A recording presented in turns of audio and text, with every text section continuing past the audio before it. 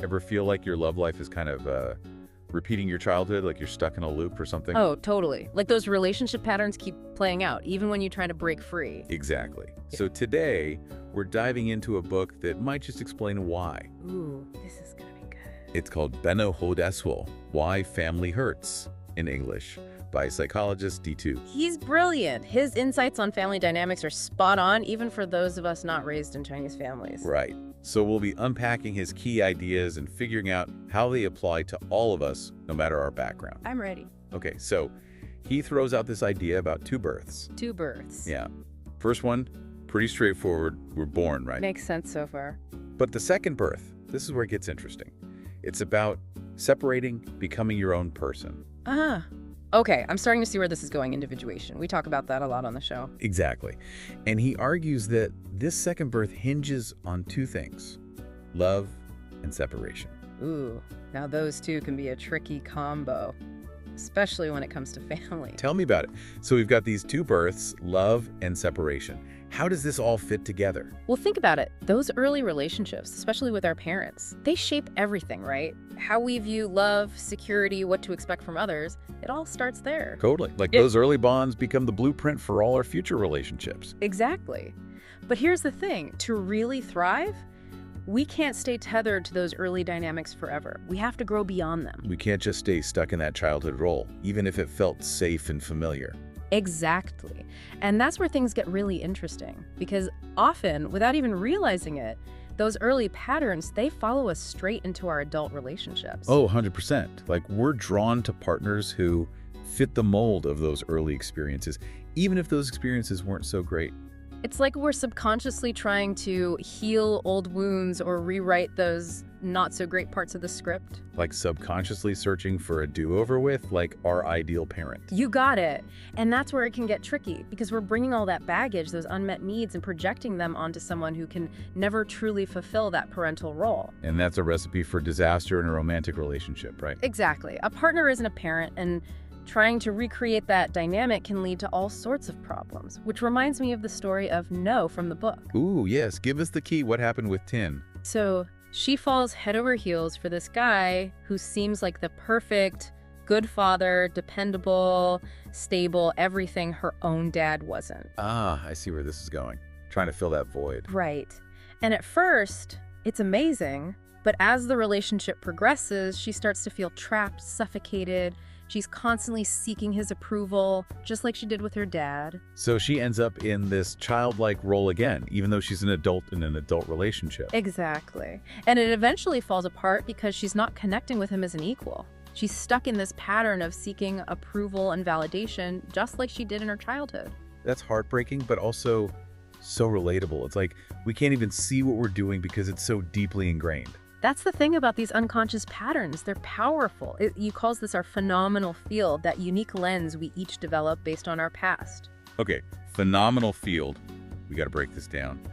It sounds kind of intimidating, to be honest. Think of it like your own personal filter. It shapes how you see the world, how you experience relationships, everything. So we're all walking around with these invisible filters, colored by our past experiences, bumping into each other. No wonder relationships can feel so messy. It definitely adds a layer of complexity, and it's why understanding your own phenomenal field and how it might be influencing your choices is so important.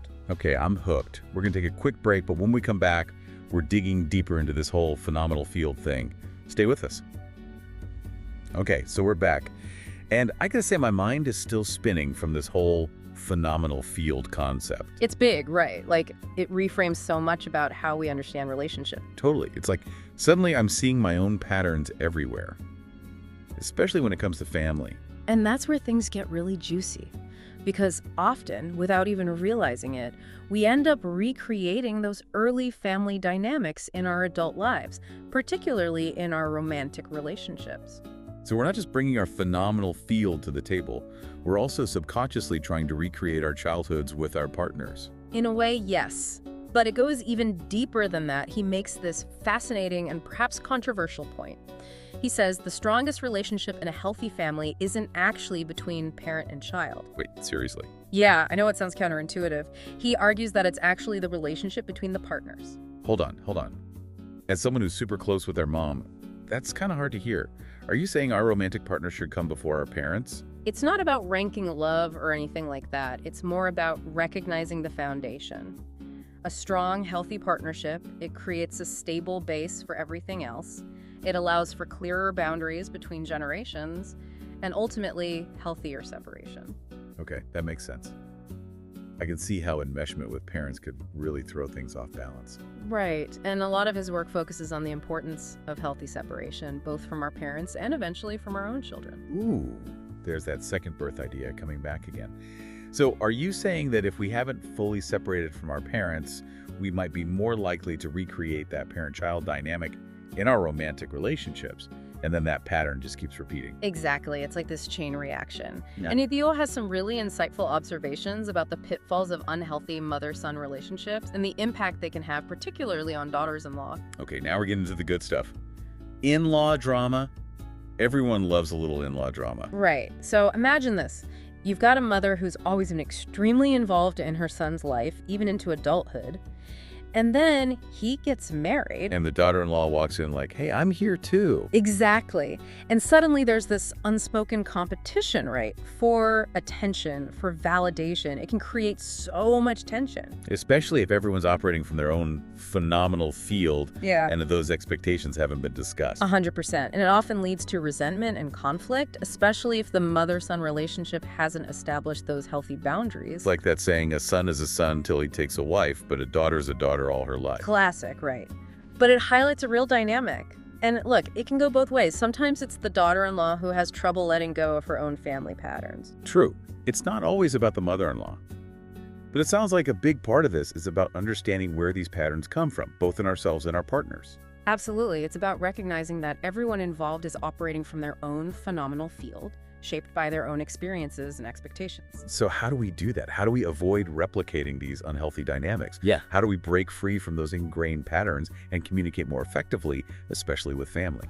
Well, stresses that true communication, especially in families, requires a shift in perspective.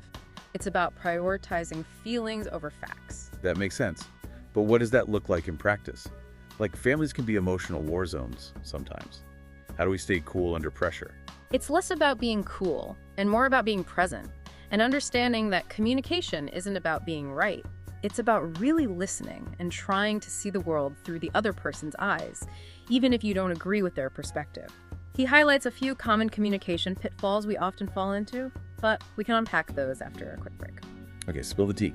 Hey. What are these communication pitfalls so I can avoid them, like that awkward family reunion? Well, the first one is speculation. Like, we think we know what the other person's thinking or feeling, without even asking.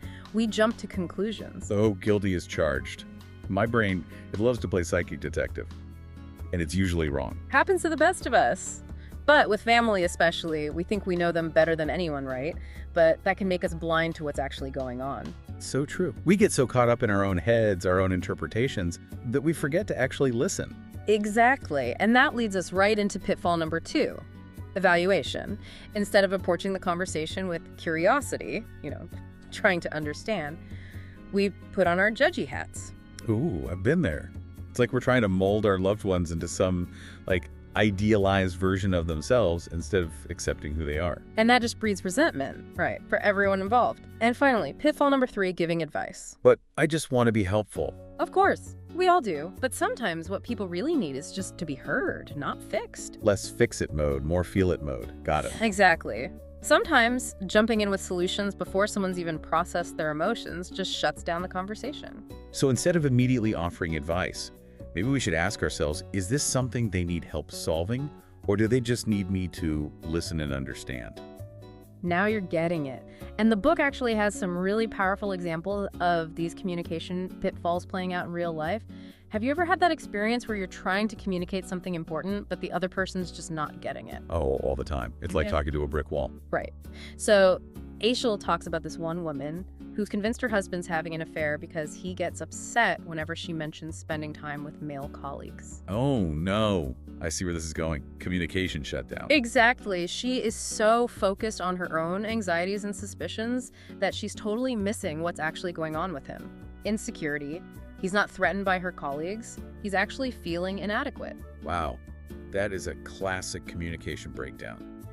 She's seeing infidelity when he's actually feeling vulnerable. It happens all the time. We're each seeing the situation through that lens of our own phenomenal field.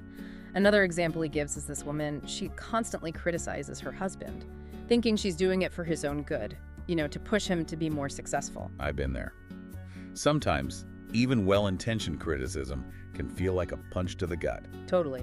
It's a good reminder that good intentions don't always equal helpful actions. So what you're saying is, to really connect, we need to put aside our own agendas and really try to see the other person's experience. Yes. And that is so hard to do, especially with family, the people we're often the closest to.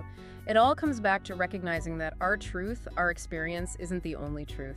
This has been such an eye-opening conversation. I feel like I have a whole new perspective on family dynamics and how these early patterns can sneak up on us in ways we don't even realize. And that's really the core message of Yifeng's work.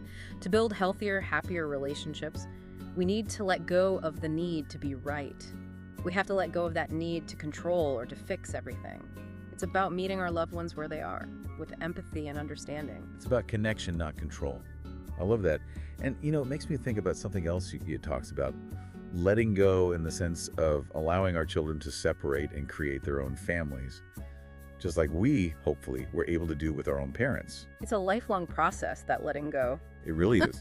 First from our parents and then eventually from our own children. It's about trusting that the foundation we've built, that foundation of love and support, is strong enough to guide them as they build their own lives. Beautifully said. And on that note, maybe we'll leave our listeners with this final thought. Are we truly loving our families, or are we, maybe without even realizing it, clinging to control and those familiar patterns from our past? Something to ponder as you navigate this crazy, messy, beautiful thing we call family